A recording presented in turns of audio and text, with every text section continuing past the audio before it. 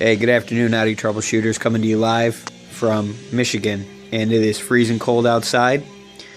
Polar vortex putting me down, man, putting me down. Look at all this snow. And that's not even all we've got this year. I think we actually set a record. But anyway, I'm going to be doing an oil change on my 2009 Audi A4. It's got the 2-liter turbo Quattro all-wheel drive system. The last car that I had was a B5 1.8T. That was the 1.8 liter turbo. And it was just such a great car. And when I decided I was going to get another car, I just knew it had to be an Audi because I just love the quality. But these cars are meticulous, and that's the only reason that I'm making this video. I mean, an oil change is a really standard procedure. There's really not a whole lot to it.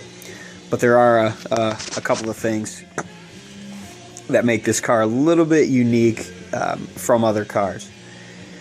Number one, you want to make sure that you're using a quality synthetic oil. You don't want to put in an oil that doesn't meet the standards of the VW502. So what I'm going to be using today, this is Total Quartz 9000 5W40 engine oil. And if you look at the back, don't know if you can see it, but it says right on it, Mercedes-Benz, BMW, Volkswagen, Audi 502 and 505 standards. Okay, this is really good stuff. This cost me about $35 for the 5-quart, and then I use a man filter, which I believe is the OEM filter.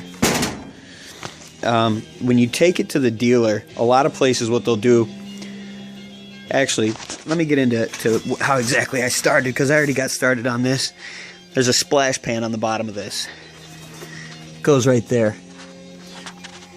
There's a handful of screws that hold it on. I mean, they twist out really easy. One twist and it comes out, and the entire splash guard pops right off.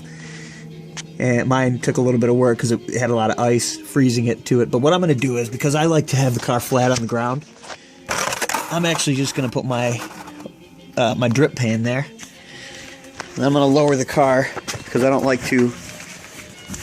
really don't like to open the hood or open the doors while the car's jacked up. So I'm going to lower it down.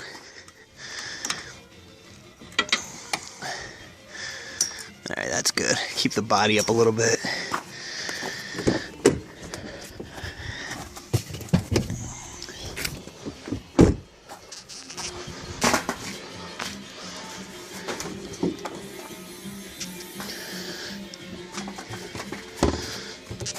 Pop the top off the oil.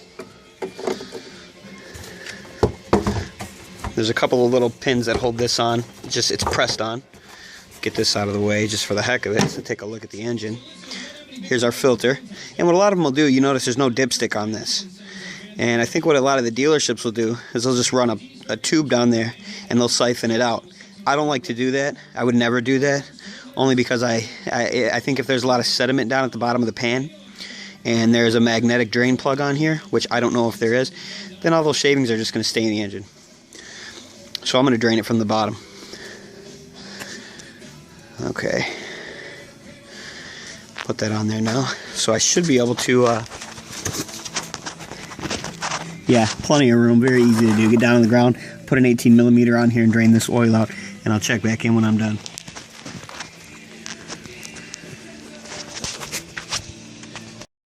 Alright, I'm back with the second part of this video. My filter tool didn't fit on this, it was too big. Usually I do these by hand. Whoever put this on tightened the living crap out of it. So, I didn't have anything. I wasn't about to run to the store, and it's cold out here. I want to get it done. So I just put this vise on here, tightened it down, and gave it a little twist. Twisted it right loose. See how? Wow, that's really on there.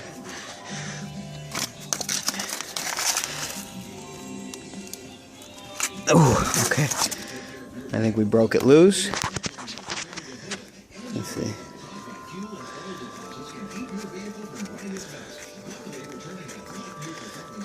Twist it off. Boy, those are really on there, huh? Pretty clean. That's pretty cool, man. That is cool. That's very cool. Very cool. Very clean. So, and drain pan is still dripping a little bit. We got a slow drain. I'm going to let that keep on going. And if I look here at my drain plug, that was one thing I was concerned about, was having damaged threads, but these threads look really good. Looks like there's nothing wrong with this. I'm going to reuse this. So I'm going to let this keep draining, and once it does, I'm pretty much done. I'm going to put this plug back in. I'm going to put my filter on. I'm going to put my oil in, and I should be good to go. And just for reference, the filter that this engine takes is the W719/45 man filter. And what I've done is I've just lubed the seal, which is the outer part, not the plastic piece in the middle, just the rubber seal on the end. So I'm going to put this on here.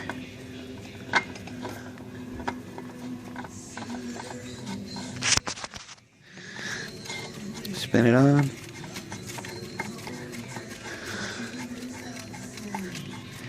And I don't torque these super tight. I mean, I put it on hand tight.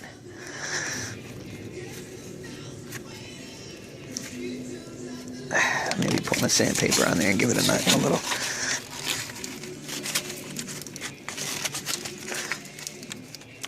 In my experience, that's not going anywhere. So, and this was a 19 millimeter, by the way, not an 18 on mine. I don't know if this is aftermarket or if this is the factory size, but it's a 19. I thought it was 18. So I'm going to put this back in and fill it up, and that's all there is to it. And by the way, I had to do this after 6,000 miles, not 10. I'm assuming there was some sludge buildup. My dash kept telling me to drain the oil.